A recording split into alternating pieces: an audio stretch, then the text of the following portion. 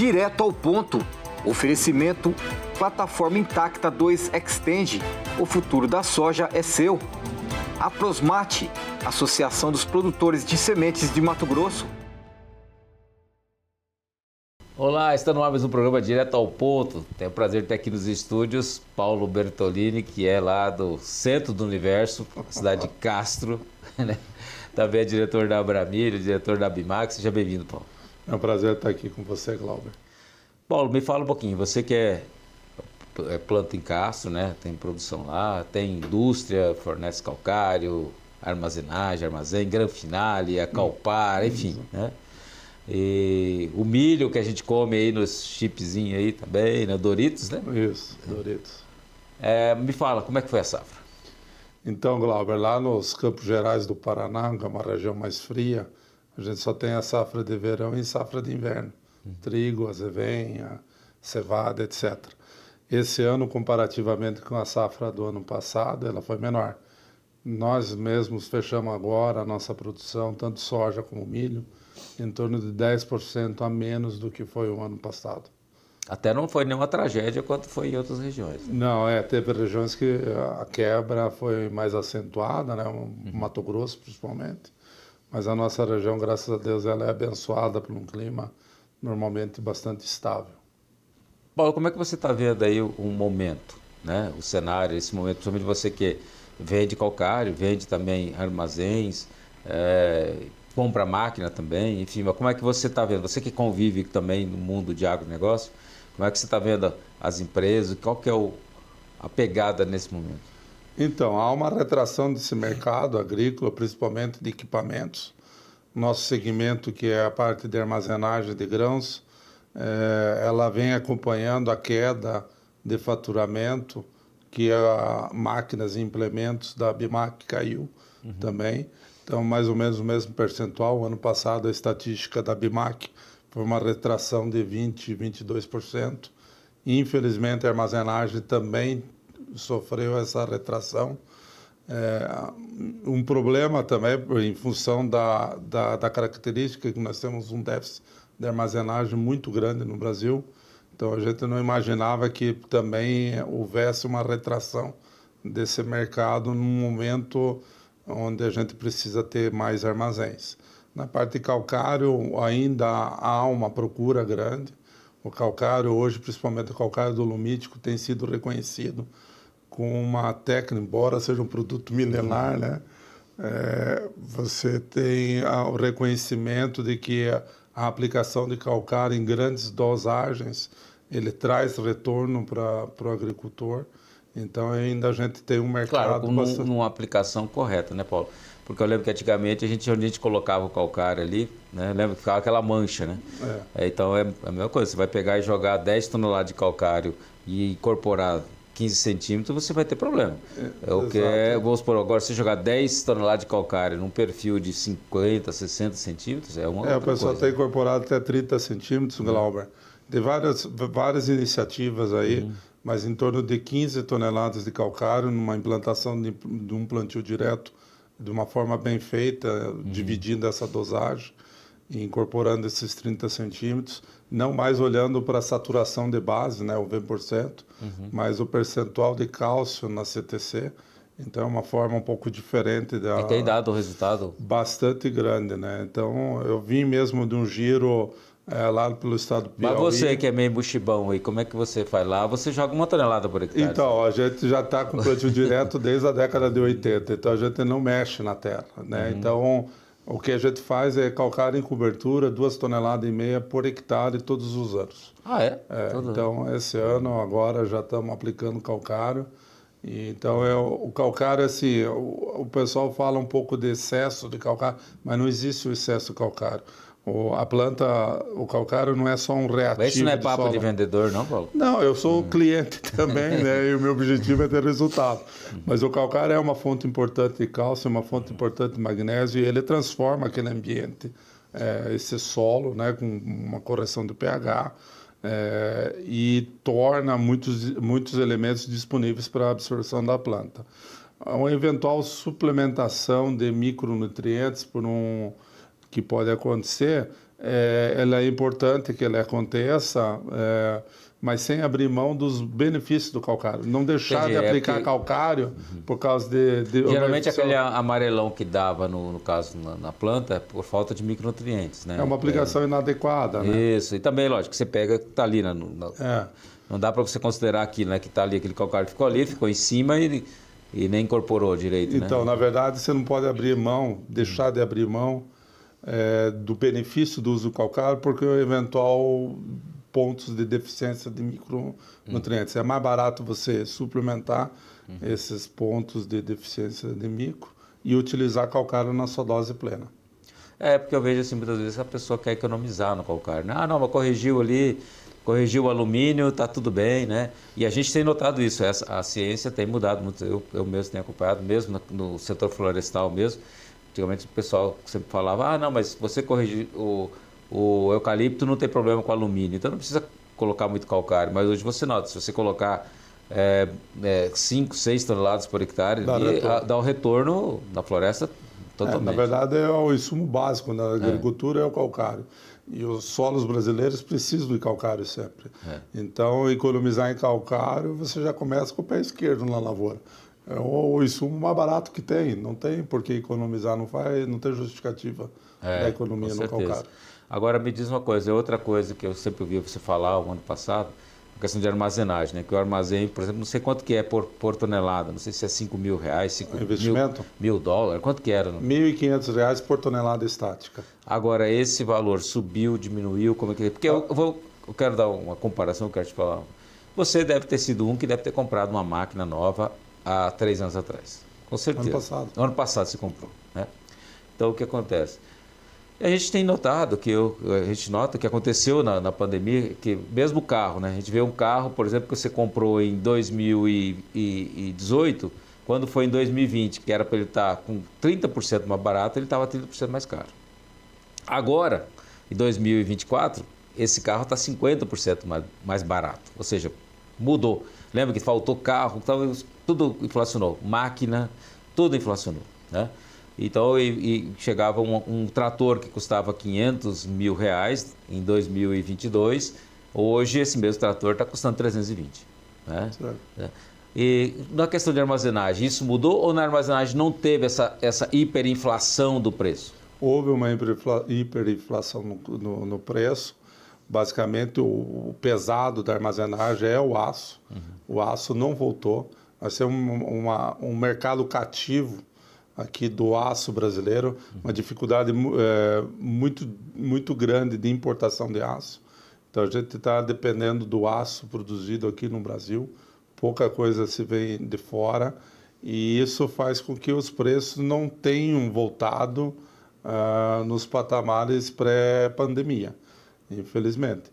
Então, esse é um fator que, de fato, prejudicou, né, o investimento, porque ele encareceu um pouco mais o investimento.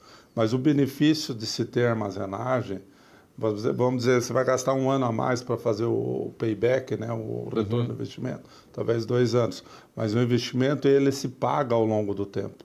Então, a armazenagem, eu digo assim, quando o agricultor opta por terceirizar a armazenagem, ele está optando por terceirizar a coisa mais cara que existe no negócio dele, que é essa etapa do pós-colheita, porque não está atrelado só ao serviço em si, mas há um custo que às vezes ele está marginal, ele não é por desembolso, mas por desvalorização da sua produção e também por uma questão estratégica. Sim, porque se eu não tenho armazém, eu fico na mão de um terceiro. Né? E eu também vou colher, eu tenho que entregar, eu tenho que vender. Ou eu vou pagar armazenagem cara para alguém, ou eu vou ter que vender mais barato, porque senão o cara não vai receber meu produto. Então, né? Por isso que a gente fala que a armazenagem é uma etapa do negócio do agricultor. Então ele entende e ele faz esse investimento e paga para si próprio. Então 4, 5, 6 anos é um investimento que retorna. Hoje, na verdade, mudou aquele conceito, né? Que você precisa ser um grande produtor para ter armazém. Eu acho que hoje qualquer produtor com 300, 400 hectares, 500 hectares pode ter um armazém. Na verdade, não é nem o tamanho em si, mas a oportunidade do negócio. De quem que aquele agricultor está dependente. que às vezes não é a escala que determina a viabilidade ou não, e sim o negócio que ele está preso, que determina se vale a pena investir ou não. Em geral, Glauber, até no Paraná nós temos clientes de 70, 80 hectares de lavoura. Dentro do Paraná é um estado que ainda tem uma infraestrutura muito boa de armazenagem. E mesmo assim lá se paga. Então eu vejo que essa é uma questão cultural também envolvida, o agricultor entender que isso é etapa do negócio dele, faz parte do negócio dele e é um investimento que se paga ao longo do tempo. Perfeito, Paulo.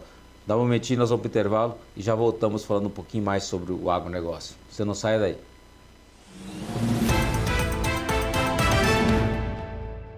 De volta direto ao ponto, falando com Paulo Bertolini, que é produtor, né?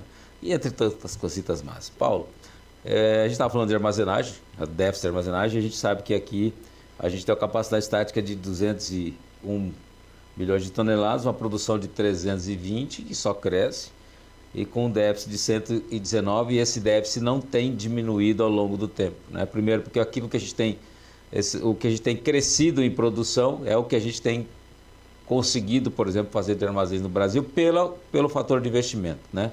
Porque, como você falou, custa R$ 1.500 por tonelada, então se a gente crescer, por exemplo,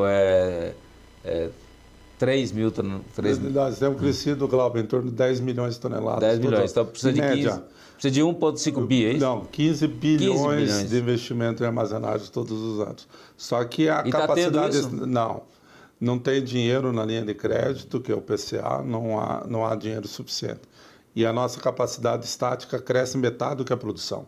Então, todos os anos, o déficit aumenta. Até aumentado, não está ficando 5 milhões de toneladas todos os anos. Ou seja, para a gente poder, vamos supor que a gente fala assim, vamos fazer um esforço para os próximos 3 anos para atender os 120 milhões de toneladas. Para toda a produção do Brasil, pelo menos caber dentro do armazém. A gente precisaria nós vamos precisar de 160, 170, 180 bilhões. É grana, não dá, é difícil, né? Então, só para a gente acompanhar o ritmo de crescimento da agricultura brasileira, a gente teria que investir todos os anos 15 bilhões. Nas linhas de crédito que não envolvem só armazenagem de Geralmente grãos. eu vejo ali 5, 6, 7. Então, isso para tudo, porque não é só para armazenagem de grãos, para outros produtos agrícolas também. Então, de fato, o PCA, que é uma linha de crédito que está lá no Plano Safra, era uma linha de crédito estruturada, muito boa, só que ele, ao longo dos anos, desde 2013, que foi quando ele foi criado, ele nunca aumentou proporcionalmente a capacidade de armazenagem dentro das fazendas. Ele sempre manteve em 14% a 16%. Ou seja, então, além da gente ter uma capacidade estática menor do que a nossa produção, muito menor que a nossa produção, essa capacidade de armazenagem ela não está no local de produção, que são as fazendas. Ela está em centros urbanos e industriais, ela está lá nos portos. Então, demanda do agricultor pegar um caminhão, botar aquela produção úmida, com cheia de impureza e transportar a longas distâncias para que esses centros industriais ou centros urbanos recebam essa produção. Então, o PCA deveria, no nosso entender, ser vocacionado para as fazendas.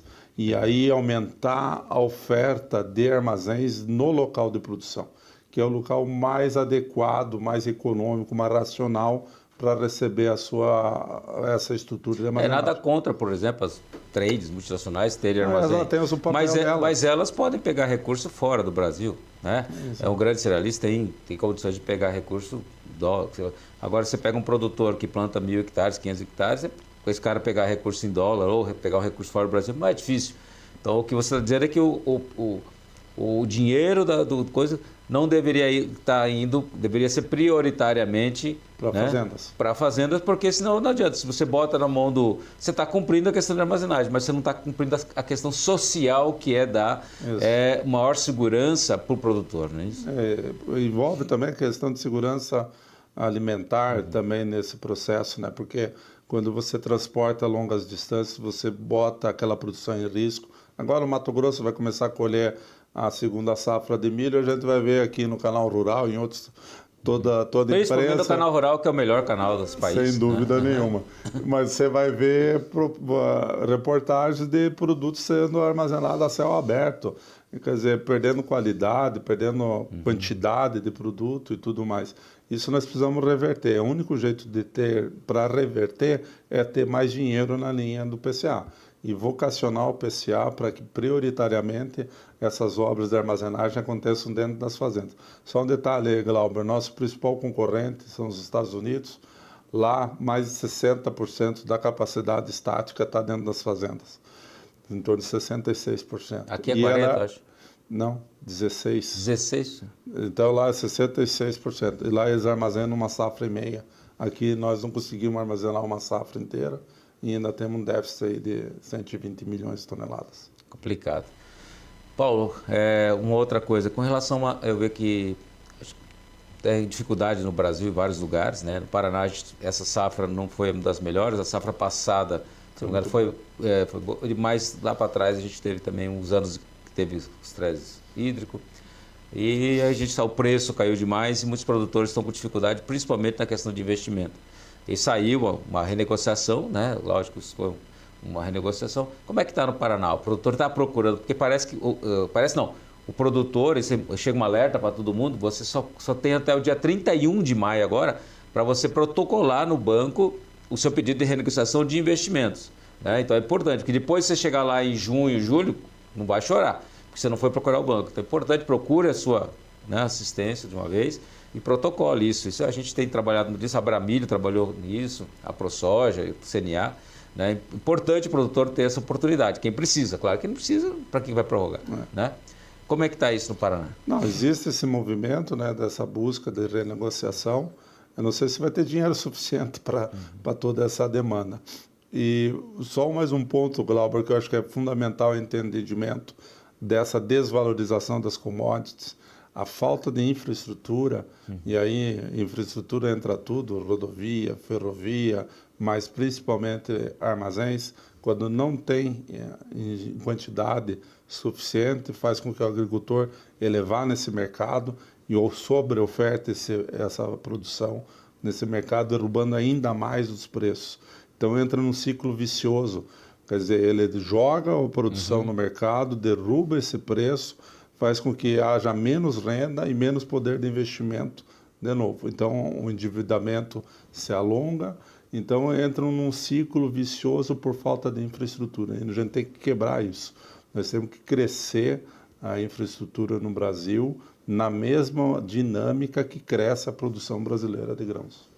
Seria muito bom, né? Infelizmente, a gente não tem conseguido isso, né? Então...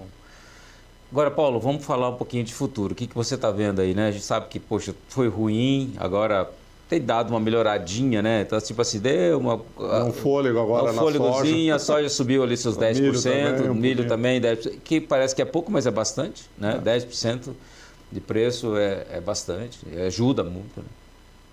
Agora, como é que você está vendo a outra safra, né? Por exemplo, vamos falar assim, essa aqui já foi, essa já está no vermelho, já está consolidada no vermelho. Quem foi bem já foi mal. Agora vamos pensar, por exemplo, para 2024, 2025. Como é que você está vendo isso? Eu vejo que ela continua sendo uma safra bastante desafiadora em termos de custos. Então, se repetir essa perspectiva de mercado do patamar do jeito que está, os custos, embora tenham regredido vários defensivos, fertilizantes e tudo mais, mas ainda a semente está muito caro, por exemplo. Então, há uma expectativa da nossa parte de um ano também difícil para o ano que vem. Talvez o terceiro ano ainda possa vir ainda um mercado ainda apertado para o agricultor brasileiro. Mas só que a vantagem que existe desse próximo 24, 25 em relação a 23, 24, que 23, 24 parece que o produtor ainda não tinha se atentado do tamanho que era o problema. E agora, por exemplo, vamos supor assim, daí o cara acaba fazendo investimentos que na verdade, não precisava fazer. Ele veio com um patamar de preços bons, né? Embora o custo também muito alto, mas ele veio até ele acostumar com esse novo patamar de preços. Ele pegou no contrapé da coisa. Você não sei se é muito o exemplo, mas vamos supor que se você tivesse a ideia que ia ter 3 anos para frente tão ruim, talvez aquela máquina que você comprou ano passado, você teria segurado. né? Muitas vezes. Tem produtor que fala, pô, é porque na verdade o problema é que a gente precisa inovar, né? A gente precisa melhorar a produção. Tem que repor, senão você fica com a fazenda cheia de sucata. Você tem que renovar. Mas nas crises aparecem oportunidades boas de negócio. Eu acho que o produtor tem que estar atento para isso, porque são ciclos. A agricultura vive de ciclos e nós estamos num ciclo de baixa agora. Tava um ciclo de muito oba-oba, né? Arrendamento caro, preço de máquina caro, produto tudo caro. Agora é hora do cara pôr o pé na porta e falar assim, meu amigo, segura a onda, você quer... É um pouco traumático isso, né? Mas é o ciclo natural das commodities agrícolas. E que o agricultor fique atento, ele não desanime, mas olhe, porque o negócio dele é perpétuo.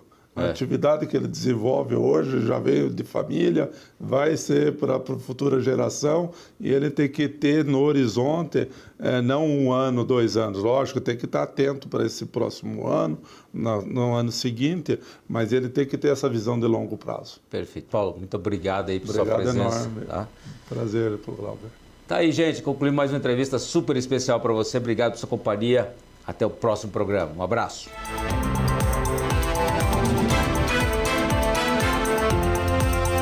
Direto ao ponto. Oferecimento Plataforma Intacta 2 Extend. O futuro da soja é seu. A Prosmate, Associação dos Produtores de Sementes de Mato Grosso.